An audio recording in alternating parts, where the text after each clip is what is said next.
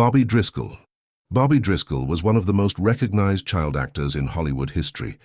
The voice of Peter Pan in Disney's beloved 1953 animated film, and a young star whose face appeared on screens across the world. Today, his grave is not a marked headstone in a famous cemetery. It is an unmarked pauper's grave in a public cemetery on Hart Island in New York, a place most people have never heard of and very few ever visit. When Driscoll died in 1968 at just 31 years old, nobody knew who he was.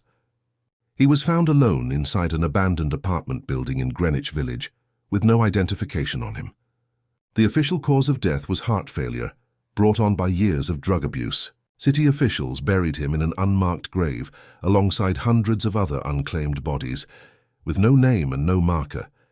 His own mother had been searching for him for months. She only discovered he had died when police matched his fingerprints to records from an earlier arrest, more than a year after he was already in the ground. The studios that had made millions from his performances had long since moved on. Disney had dropped him once puberty ended his usefulness as a child actor, and no one from his Hollywood years came forward to claim him or pay for a proper burial.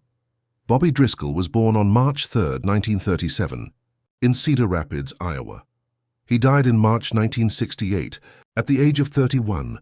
Florence Lawrence was, by almost every account, the first true movie star Hollywood ever created.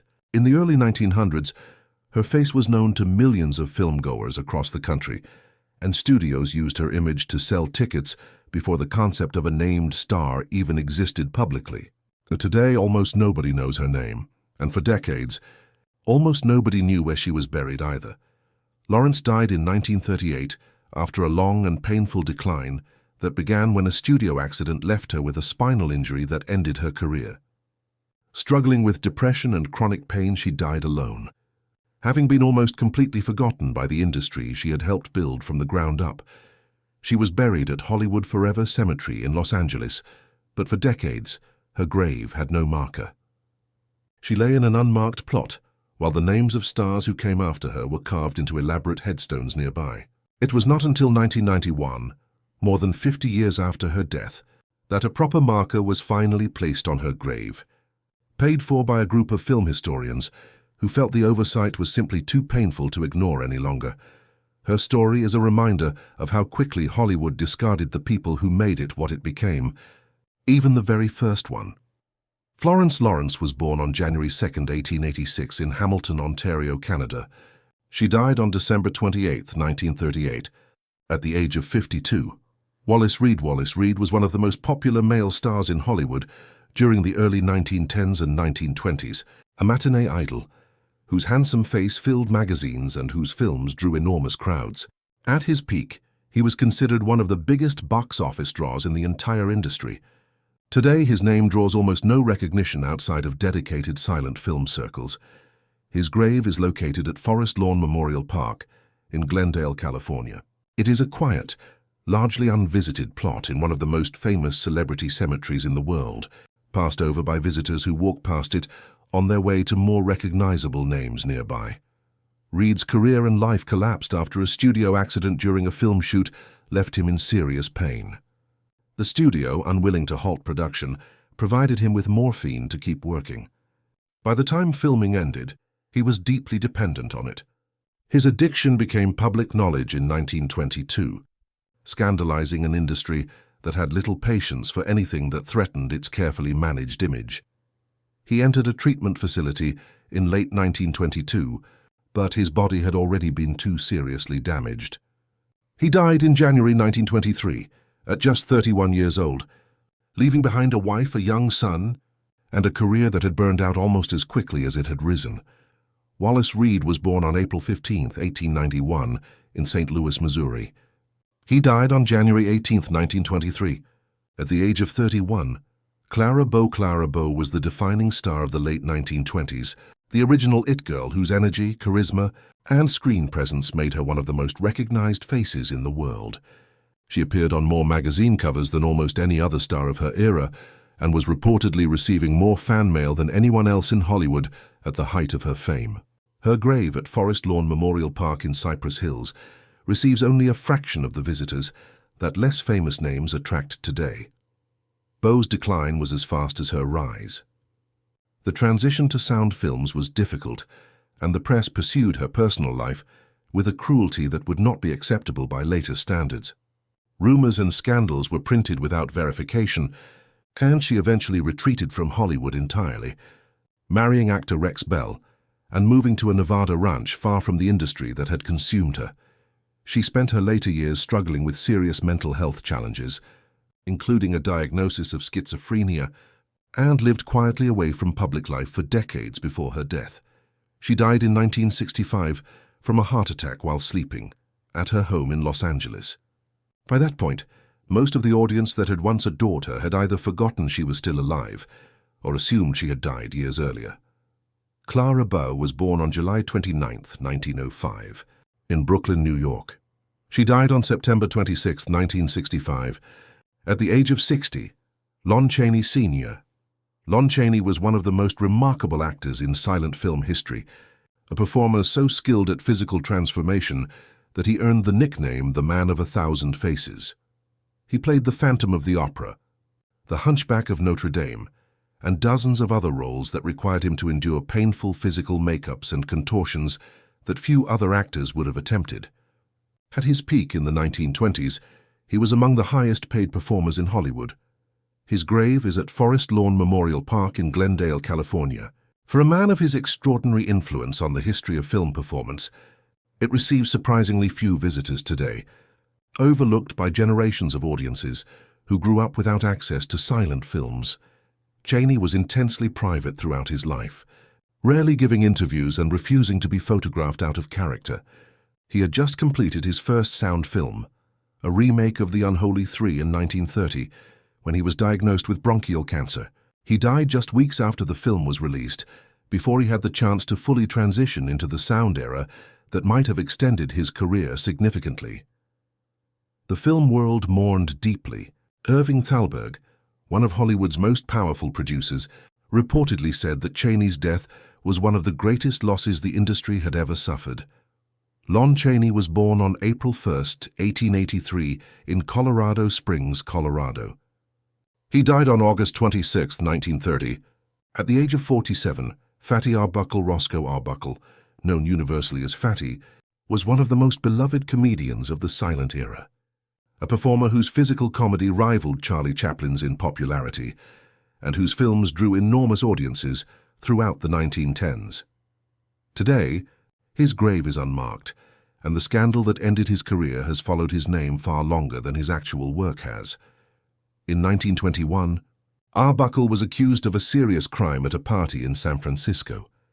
He was tried 3 times before finally being acquitted, with the jury issuing a formal statement of apology for what it described as a grave injustice. But the damage to his reputation was complete. Hollywood banned him from appearing on screen, and years of public humiliation left him broken professionally and personally. He was eventually allowed to return to directing under a pseudonym, and in 1933 was finally permitted to perform on screen again.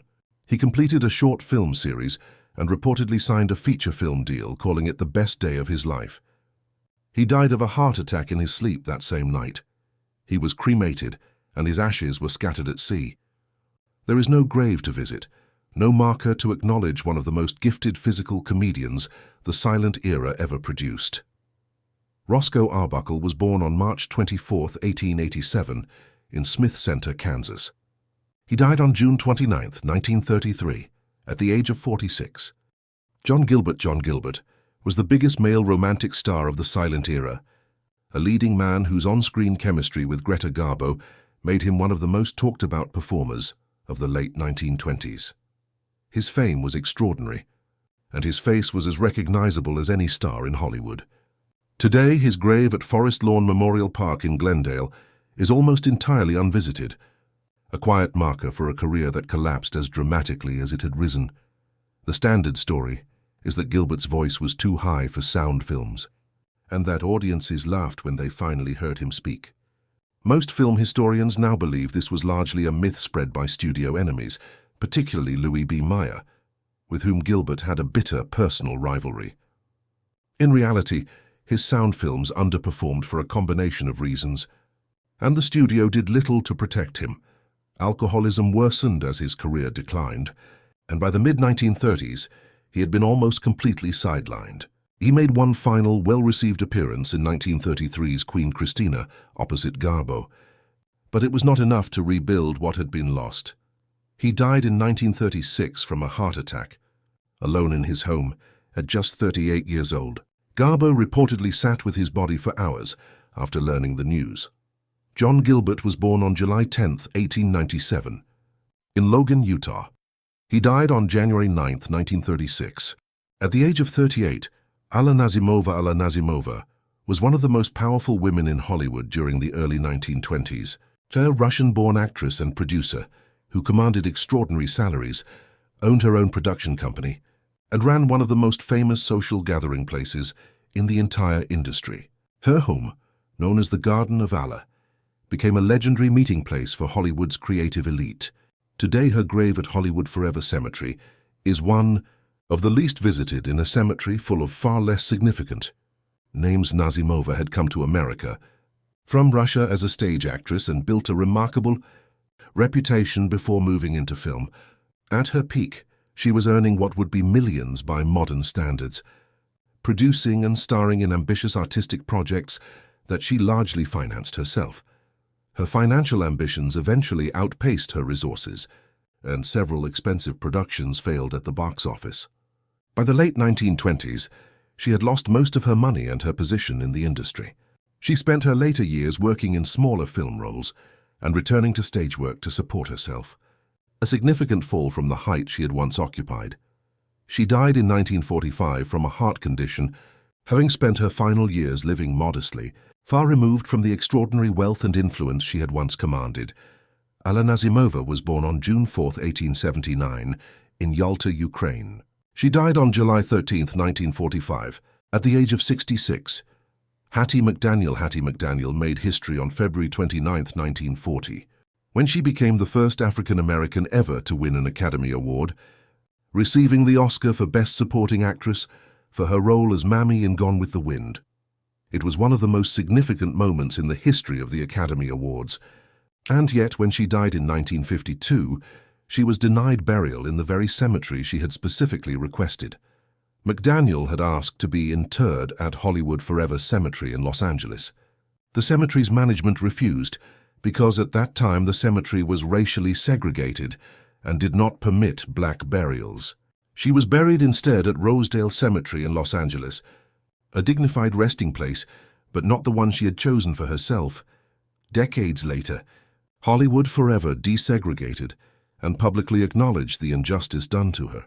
A cenotaph, a memorial marker with no body beneath it, was placed at Hollywood Forever in her honor, though her actual remains remain at Rosedale, where her grave receives only occasional visitors despite her historic place in film history.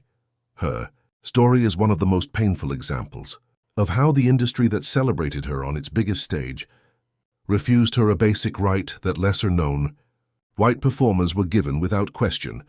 Hattie McDaniel was born on June 10, 1893 in Wichita, Kansas. She died on October 26, 1952, at the age of 59. Douglas Fairbanks Sr. Douglas Fairbanks was one of the three most powerful people in early Hollywood, a co-founder of United Artists alongside Charlie Chaplin and Mary Pickford, and one of the biggest male stars of the silent era. His swashbuckling performances in films like The Mark of Zorro and Robin Hood defined an entire genre of adventure cinema. His grave at Hollywood Forever Cemetery, marked by an elegant reflecting pool and a formal monument, is one of the most beautifully maintained in the entire cemetery and one of the most overlooked. At his peak in the 1920s, Fairbanks was a genuine global celebrity, married to Mary Pickford and living at Pickfair, their famous estate that drew royalty, politicians and artists from around the world. He represented Hollywood's golden image of itself during its most optimistic years. The arrival of sound films and the breakdown of his marriage to Pickford in 1936 marked the beginning of a rapid decline in both his career and his public profile. He remarried, largely retired from acting, and spent his final years traveling. He died in 1939 from a heart attack while sleeping at the age of 56.